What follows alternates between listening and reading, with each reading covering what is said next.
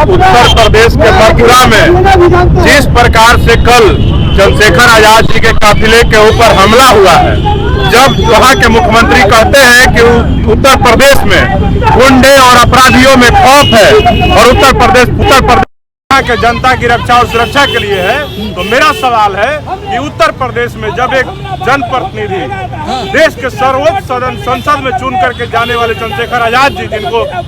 5.5 लाख से ज्यादा लोगों ने वोट देकर के चुनाव जिताने का काम किया, जब वैसे व्यक्ति को Y+ सुरक्षा प्राप्त है, फिर भी उनके काफिले पे हमला हो जाता है, उनके जानलेवा हमला हो जाता है, तो सीधे तौर पे दिखाता है कि उत्तर प्रदेश में जातिवादी गुंडे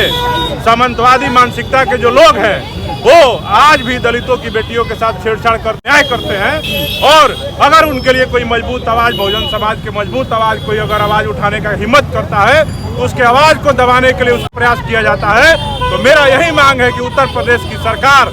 अपना भूल सुधार ले। हम भीम आर्मी वाले हैं, ना तुम्हारे हमलों से डरे हैं, ना तुम्हारे गोली से डरे हैं, ना आने वाले समय में डरेंगे, ना झुकेंगे। समाज के लिए हमेशा जब भी शोषण, अत्याचार, अन्याय होगा, अपने सम्मान और स्वाभिमान के लिए लड़ते रहेंगे। और मैं मांग करता हूं कि केंद्र की सरकार से कि हमारे नेता चंद्रशेखर आजाद जी पे जिस प्रकार लगातार हमला किया जा रहा है, कहीं उनकी काफिला पे हमला, कभी उन चलाया जा रहा है, तो मैं मांग करता हूं कि वहां पे जो लोग भी मथुरा में उस दिन की घटना में कल के जो भी ड्यूटी में तैनात पुलिसकर्मी थे, प्रशासन के लोग थे, उन सबको सस्पेंड किया जाए और उस घटना का CBI जांच करवाया जाए और चंद्रशेखर आजाद जी को Z+ सुरक्षा मुहैया कराया जाए। और जो लोग भी उसमें दोषी पाए गए हैं, जिन लोगों की वजह से उनके सुरक्षा में चूक हुआ है, उन सब पे सस्पेंड करके उनके ऊपर सख्त कार्रवाई किया जाए। और जिन लोगों ने हमला करने का काम किया है उनको चिन्हित करके उन सबको गिरफ्तार करके जेल भेजने का काम किया जाए। चंद्रशेखर आजाद के ऊपर हमला करने से पहले स्वर्ण पंचायत बुलाई गई थी, जिसमें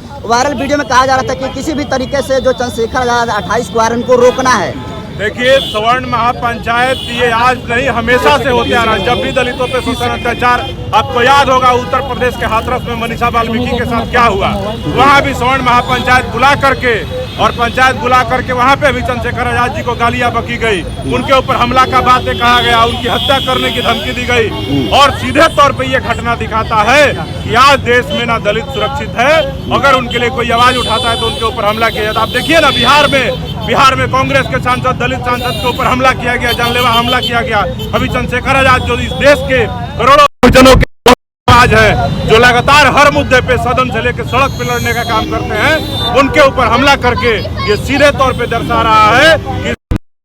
भी लोकतंत्र, कानून व्यवस्था नहीं बच गया है। इस देश में दलितों को एक जानवर से भी बदतर समझा जा रहा है। अगर नहीं तो जो लोग दोषी हैं उनको चिन्हित करके जेल भेजा जाए और जो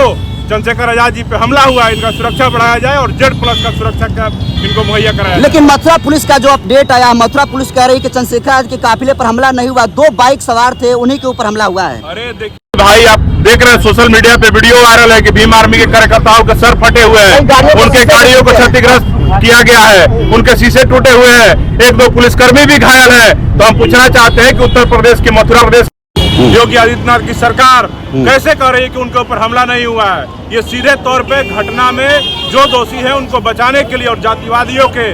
हौसले को बढ़ाने के लिए, उनको मजबूत करने के लिए इस प्रकार का पुलिस का और सरकार का स्टेटमेंट है। नहीं तो आप देख लीजिए कि वहाँ पे जिस प्रकार घटना को अंजाम दिया गया, अगर वहाँ पे एहतियात नहीं बरता होता हमारे कार्यकर्ताओं ने तो चंद्रशेखर आजाद जी के साथ कुछ भी हो सकता था। इसलिए जो भी योगी आदित्यनाथ जी और उनकी पुलिस कर रही है उस पर कोई भी कतई विश्वास नहीं कर सकता है। और आप तो सोचिए, उत्तर प्रदेश में पहले भी चंद्रशेखर आजाद जी पे गोलियां चल चुकी है, वैसे में वहाँ पे लापरवाह दोषी जो पुलिसकर्मी है, प्रशासन के अधिकारी, पदाधिकारी, SDM है, DSP है, DM है, उन सबको सस्पेंड करना चाहिए। राष्ट्रीय स्वर्ण परिषद के अध्यक्ष हैं पंकज धौरैया, ब्राह्मण समाज से आते हैं, उन पर आरोप लगा रहे हैं कि वही किया है, क्योंकि हाथरस में वो भी उस तरीके से किए थे और वो मथुरा में कल मौजूद थे जहां पर हमला हुआ चंद्रशेखर आजाद के ऊपर। हम एक ही बात कहेंगे, धौरैया और जो भी है, अगर हिम्मत होती तो सामने से आ जाते, भागते नहीं। अगर मर्द के बच्चे थे तो सामने आके चंद्रशेखर आजाद के खड़े हो जाते और हमला करके दिखा देते, फिर हम बता देते कि तुम्हारे सवर्ण परिषद में, सवर्ण आर्मी में और तमाम जिस प्रकार से जातिवादी संगठन चला के सामंतवादी मानसिकता से लैस लोग जिस प्रकार से वहाँ पे बलात्कार, शोषण, अत्याचार, अन्याय की घटना को भी अंजाम दे रहे हो और ऊपर से तुम अपने हक अधिकार के लिए जो अपने समाज की लड़ाई लड़ने का काम कर रहे हो उनको ऊपर हमला भी कर रहे हो, ये सीधे तौर पे दिखा रहा है कि ये जातिवादी लोग नहीं चाहते कि इस देश में समानता स्थापित हो और यहाँ से अत्याचार, शोषण, अन्याय खत्म हो, दलितों को समान हक और अधिकार मिले। ये लोग नहीं चाहते हैं, लेकिन हम बता देते हैं सवर्ण आर्मी वाले, तुमको हम एक लाइन कहेंगे कि जितना तुम्हारा इस देश में जनसंख्या है उससे ज्यादा हमारे बच्चे अभी महिलाओं के पेट में है। अगर हम लोगों ने अगर तुम्हारे ऊपर एक्शन लेना स्टार्ट किया, एक भी धौरैया औरैया सवर्ण परिषद, सवर्ण आर्मी इस देश में कहीं नामो निशान नहीं रहेगा, नामो निशान मिटा दिया। लेकिन आपके नेता पर हमला हुआ, आप जो बोल रहे हैं इससे जातीय उन्माद नहीं फैल सकता? जातीय उन्माद हम जब हमारे नेता पे हमला करने से पहले वो लोग नहीं सोच रहे, समझ रहे हैं, तो हमको किस बात का डर है? हम यही कहते हैं कि जितना उनकी देश में जनसंख्या है, हमारी महिलाओं के पेट में उतने बच्चे हैं। अगर ये लोग नहीं समझे तो मुंह तोड़ जब जवाब दिया जाएगा तो फिर उसका अंजाम इन लोगों को सोचने समझने की तैयार है। दलित होने के कारण चंद्रशेखर को हमला हुआ? एकदम अगर चंद्रशेखर आजाद दलित समाज से नहीं होते, अगर ये किसी ब्राह्मण के औलाद, किसी राजपूत के औलाद, किसी भूमिहार के औलाद होते तो यही चंद्रशेखर आजाद को सर आंखों पे बैठा करके उनको देश का नेता बताया जाता और देश के अगला प्रधान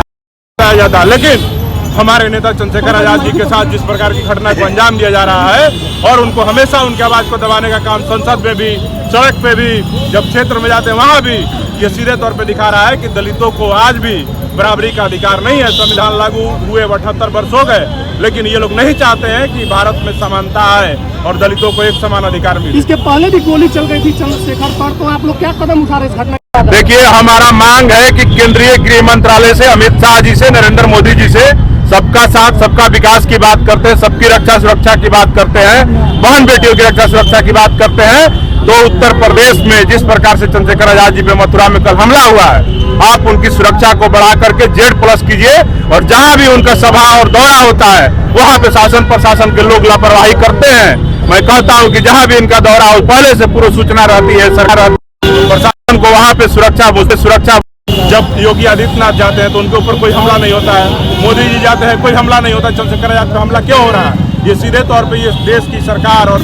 पक्ष विपक्ष के भी जो नेता हैं वो लोग भी डरे हुए हैं चंद्रशेखर आजाद से कि कहीं ये आने वाले समय में उत्तर प्रदेश का मुख्यमंत्री और देश का प्रधानमंत्री न बन जाए, हमारी कुर्सी न छीन लिए, इसलिए इस प्रकार के हमला करके हमके का प्रयास। जिन बेटियों को न्याय दिलाने चंद्रशेखर जा रहे थे उनके साथ आप लोग खड़े हैं? आगे भी,